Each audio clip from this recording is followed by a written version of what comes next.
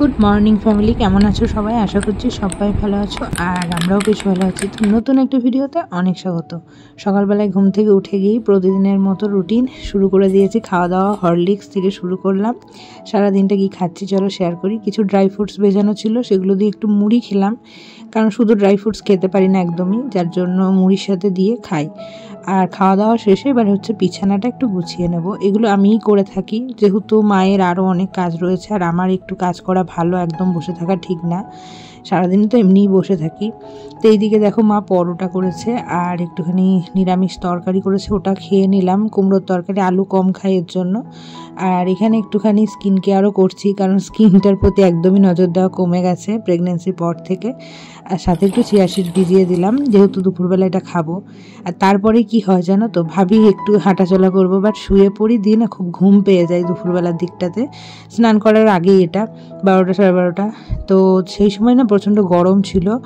এখন যখন তোমরা ভিডিওটা দেখছো এখন শীতকাল পড়ে গেছে। তো যাই হোক, স্নান করে নিয়েছি আর স্নান করে সিঁদুরটা পরে নিলাম। তারপর চুলটা আসলে একটু হনুমান চল্লিশা পরে নেবো।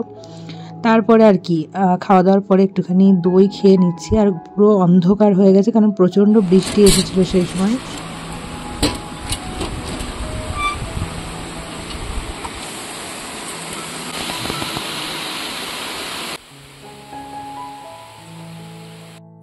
কোনো কারণে মনটা ভীষণ খারাপ থাকতো সবসময়, ভীষণ পরিমাণে না বরকে মিস করতাম এই সময়গুলোতে, কারণ ওর কাছে থাকতে পেতাম না সবসময় কন্টিনিউ। এর জন্য সন্ধ্যাবেলা একটু দুধ খেলাম আর সাথে একটুখানি নুন ছড়িয়ে এনে দিয়েছিল বাবা, ওটা খেয়েছি।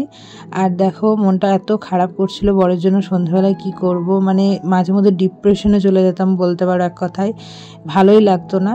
আর এদিকে দেখো রাতের খাবারটা ঘরে বসে বসেই হাতে নিয়ে খাচ্ছিলাম, আর তারপরে একটু ফ্রেশ হয়ে আসলাম। আর এদিকে দেখো আমার পুচকুসোনাটাকে দেখছিলাম আর ভাবছিলাম সব কিছুই ওর জন্য, এত স্যাক্রিফাইস সবই ওর জন্য। তো যাই হোক, ভালোই দিনগুলো কেটে যাচ্ছিলো। এদিকে দেখো ড্রাই ফ্রুটস ভিজিয়ে দিচ্ছি পরের দিনের জন্য, যেহেতু পরের দিন সকালে ভেজানোটা খেতে হয়। আর এদিকে এখানে ভার্জিন কোকোনাট অয়েল, এটা আমি কিন্তু বেলি বাম্পে ইউজ করি।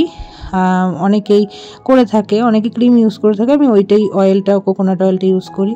তারপরে একটু হাঁটাহাঁটি করে বিছানাটা ঝেড়ে নিলাম আর মশারিটা টাঙিয়ে নিচ্ছিলাম। মশারি টাঙিয়ে বিছানা গুছিয়ে তারপরে বসবো একটু বই নিয়ে, কারণ সাথে সাথে শুলে অনেক সময় অ্যাসিডিটির প্রবলেম হয়ে যায়, যার জন্য সাথে সাথে শোবো না। মশারিটা টানিয়ে রেখে দিলাম। এবার এখন জল খাবো আর একটুখানি বই পড়বো।